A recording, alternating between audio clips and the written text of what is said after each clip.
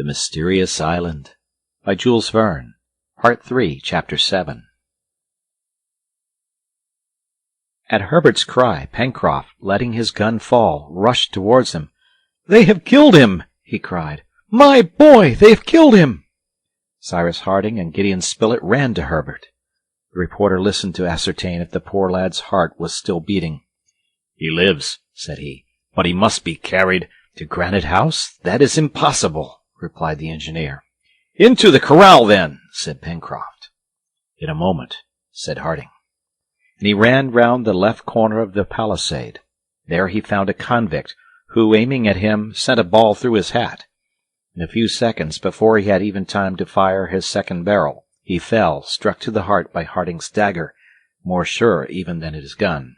During this time, Gideon Spillett and the sailor hoisted themselves over the palisade, leaped into the enclosure, threw down the props which supported the inner door, ran into the empty house, and soon poor Herbert was lying on Ayrton's bed. In a few moments Harding was by his side. On seeing Herbert senseless, the sailor's grief was terrible.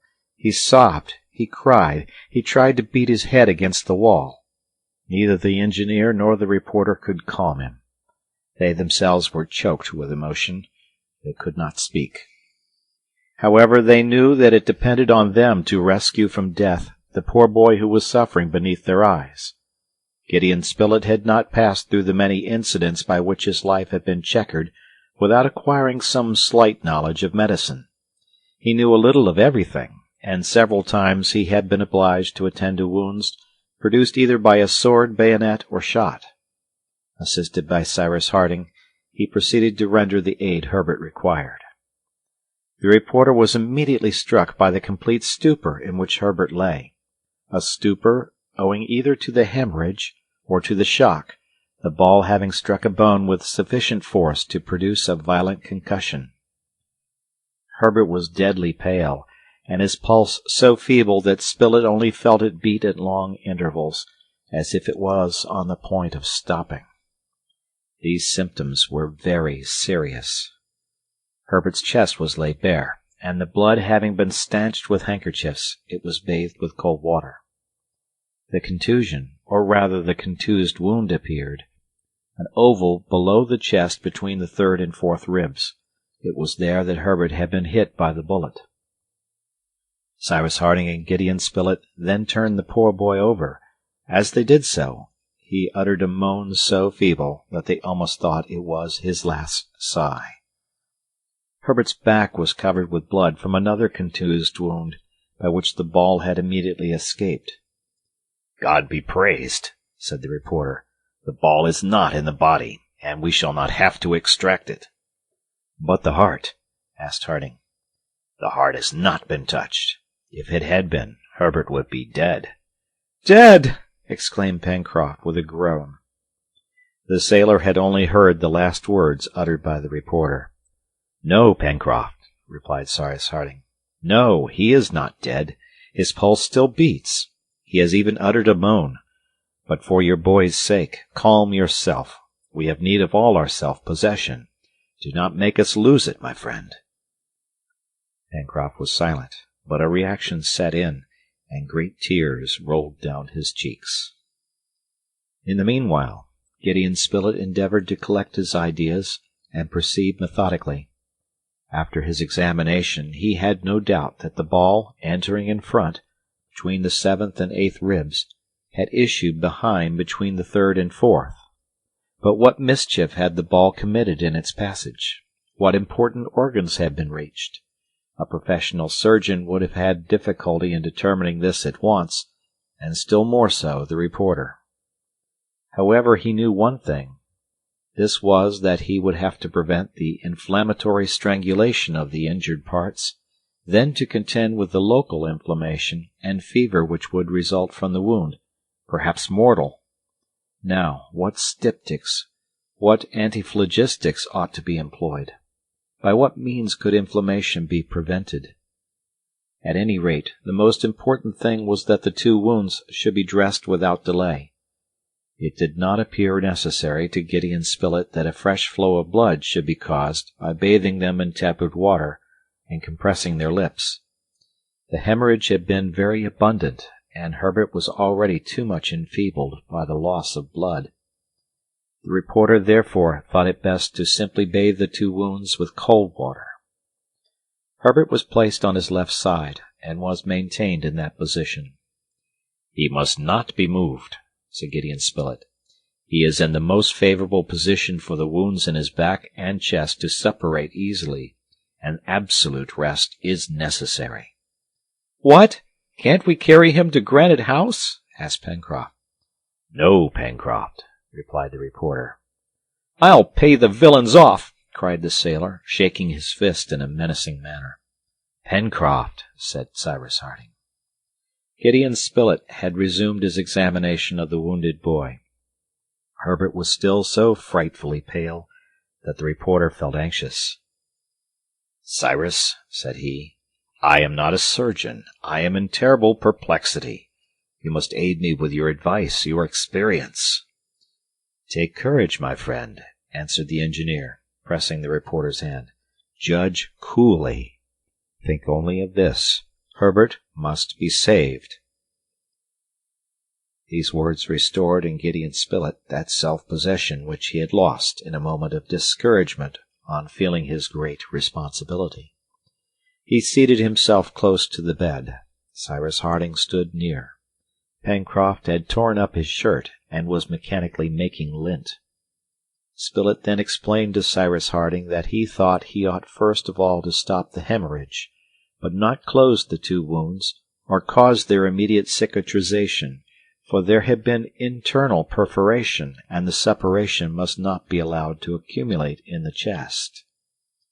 Harding approved entirely, and it was decided that the 2 wounds should be dressed without attempting to close them by immediate coaptation. And now did the colonists possess an efficacious agent to act against the inflammation which might occur? Yes, they had one, for nature had generously lavished it. They had cold water, that is to say, the most powerful sedative that can be employed against inflammation of wounds, the most efficacious therapeutic agent in grave cases, and the one which is now adopted by all physicians. Cold water has, moreover, the advantage of leaving the wound in absolute rest, and preserving it from all premature dressing, a considerable advantage, since it has been found by experience that contact with the air is dangerous during the first days. Gideon Spillett and Cyrus Harding reasoned thus with their simple good sense, and they acted as the best surgeon would have done. Compresses of linen were applied to poor Herbert's 2 wounds, and were kept constantly wet with cold water. The sailor had at first lighted a fire in the hut, which was not wanting in things necessary for life. Maple sugar, medicinal plants, the same which the lad had gathered on the banks of Lake Grant, enabled them to make some refreshing drinks, which they gave him without his taking any notice of it. His fever was extremely high, and all that day and night passed without his becoming conscious. Herbert's life hung on a thread, and this thread might break at any moment. The next day, the 12th of November, the hopes of Harding and his companions slightly revived. Herbert had come out of his long stupor. He opened his eyes. He recognized Cyrus Harding, the reporter, and Pencroft. He uttered 2 or 3 words. He did not know what had happened. They told him, and Spillett begged him to remain perfectly still, telling him that his life was not in danger, and that his wounds would heal in a few days. However, Herbert scarcely suffered at all, and the cold water with which they were continually bathed prevented any inflammation of the wounds. The suppuration was established in a regular way. The fever did not increase, and it might now be hoped that this terrible wound would not involve any catastrophe. Pencroft felt the swelling of his heart gradually subside. He was like a sister of mercy, like a mother by the bed of her child. Herbert dozed again, but his sleep appeared more natural. "Tell me again that you hope, Mr. Spillett," said Pencroft. "Tell me again that you will save Herbert." "Yes, we will save him," replied the reporter. The wound is serious, and perhaps even the ball has traversed the lungs, but the perforation of this organ is not fatal." "God bless you," answered Pencroft. As may be believed, during the 24 hours they had been in the corral, the colonists had no other thought than that of nursing Herbert. They did not think either of the danger which threatened them should the convicts return, or of the precautions to be taken for the future. But on this day, while Pencroft watched by the sick-bed, Cyrus Harding and the reporter consulted as to what it would be best to do. First of all, they examined the corral. There was not a trace of Ayrton. Had the unhappy man been dragged away by his former accomplices? Had he resisted and been overcome in the struggle? This last supposition was only too probable. Gideon Spillett, at the moment he scaled the palisade, had clearly seen some one of the convicts running along the southern spur of Mount Franklin, towards whom Top had sprung. It was one of those whose object had been so completely defeated by the rocks at the mouth of the Mercy. Besides, the one killed by Harding, and whose body was found outside the enclosure, of course belonged to Bob Harvey's crew. As to the corral, it had not suffered any damage. The gates were closed, and the animals had not been able to disperse in the forest. Nor could they see traces of any struggle, any devastation, either in the hut or in the palisade. The ammunition only, with which Ayrton had been supplied, had disappeared with him. "The unhappy man has been surprised," said Harding, "and as he was a man to defend himself, he must have been overpowered." "Yes, that is to be feared," said the reporter. "Then, doubtless, the convicts installed themselves in the corral, where they found plenty of everything, and only fled when they saw us coming. It is very evident, too, that at this moment Ayrton, whether living or dead, is not here." "We shall have to beat the forest," said the engineer, "and rid the island of these wretches." Pencroft's presentiments were not mistaken when he wished to hunt them as wild beasts. That would have spared us all these misfortunes. "Yes," answered the reporter, "but now we have the right to be merciless." "At any rate," said the engineer, "we are obliged to wait some time, and to remain at the corral until we can carry Herbert without danger to Granite House." "But Neb?" asked the reporter. "Neb is in safety." "But if, uneasy at our absence, he should venture to come?" "He must not come," returned Cyrus Harding quickly. "He would be murdered on the road." "It is very probable, however, that he will attempt to rejoin us." "Ah, if the telegraph still acted, he might be warned. But that is impossible now. As to leaving Pencroft and Herbert here alone, we could not do it." "Well, I will go alone to Granite House." "No, no, Cyrus," answered the reporter. "You must not expose yourself. Your courage would be of no avail. The villains are evidently watching the corral. They are hidden in the thick woods which surround it, and if you go, we shall soon have to regret 2 misfortunes instead of 1. "But Neb," repeated the engineer. "It is now 24 hours since he has had any news of us. He will be sure to come." "And as he will be less on his guard than we should be ourselves," added Spilett, "he will be killed." "Is there really no way of warning him?" While the engineer thought, his eyes fell on Top, who, going backwards and forwards, seemed to say, "Am I not here?" "Top!" exclaimed Cyrus Harding. The animal sprang at his master's call. "Yes, Top will go," said the reporter, who had understood the engineer. "Top can go where we cannot. He will carry to Granite House the news of the corral, and he will bring back to us that from Granite House." "Top can go where we cannot. He will carry to Granite House the news of the corral, and he will bring back to us that from Granite House." "Quick!" said Harding. "Quick!"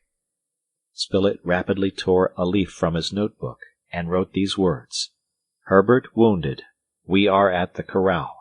Be on your guard. Do not leave Granite House. Have the convicts appeared in the neighborhood? Reply by Top.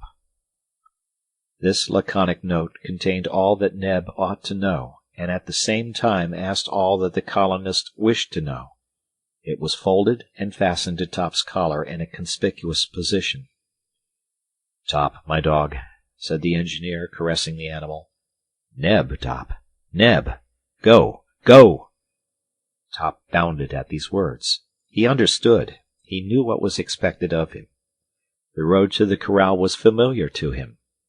In less than an hour he could clear it, and it might be hoped that where neither Cyrus Harding nor the reporter could have ventured without danger, Top, running among the grass or in the wood, would pass unperceived. The engineer went to the gate of the corral and opened it. "Neb, Top, Neb!" repeated the engineer, again pointing in the direction of Granite House. Top sprang forwards, and almost immediately disappeared. "He will get there," said the reporter. "Yes, and he will come back, the faithful animal." "What o'clock is it?" asked Gideon Spillett. 10. In an hour he may be here. We will watch for his return. The gate of the corral was closed. The engineer and the reporter re-entered the house. Herbert was still in a sleep. Pencroft kept the compresses always wet. Spilett, seeing that there was nothing he could do at that moment, busied himself in preparing some nourishment, while attentively watching that part of the enclosure against the hill at which an attack might be expected. The settlers awaited Top's return with much anxiety. A little before 11 o'clock, Cyrus Harding and the reporter, rifle in hand, were behind the gate, ready to open it at the first bark of their dog. They did not doubt that if Top had arrived safely at Granite House, Neb would have sent him back immediately. They had both been there for about 10 minutes, when a report was heard, followed by repeated barks. The engineer opened the gate, and seeing smoke 100 feet off in the wood, he fired in that direction. Almost immediately Top bounded into the corral, and the gate was quickly shut. "Top, Top!" exclaimed the engineer, taking the dog's great honest head between his hands. A note was fastened to his neck, and Cyrus Harding read these words, traced in Neb's large writing: "No pirates in the neighborhood of Granite House. I will not stir. Poor Mr. Herbert." End of chapter.